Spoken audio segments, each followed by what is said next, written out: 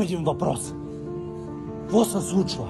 7 часа в залата идват хората, мотивирани за тренировка. Влиза в залата и гледа 100 човека вътре. И изведнъж всичко се променя. Почват да се случват някакви ненормални изпълнения. Пичо е дошъл да направи един хубав гръб. Изведнъж вижда всичките тия хора. Решава, че вместо нормалните 60 кила на скрипеца той ще сложи 100.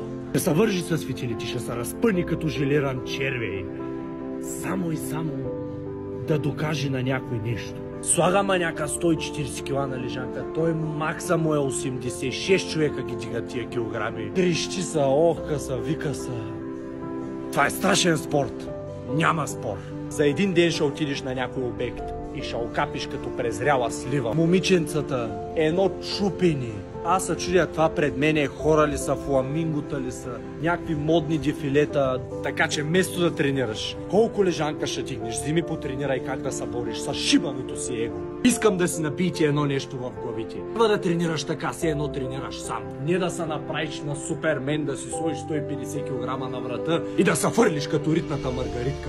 Това нещо трябва да го разбереш. Това е борба с егото ти. Като искате да сте супер здрави, супер силни и супер натренирани, може да отидеш да запишеш на Лъвско сърце, на Ironman и има още 1 милион такива. Там може да докажеш колко си силен. Сега знам какво ще кажеш, мастилко ти пак почваш да хейтваш. Аз не съм спирал. Това не е хейт. Това е помощ. Помагам ти да разбереш нещо, за което може би не си се замислял защо го правиш. Спорта е здраве, егото не. Айде, чао.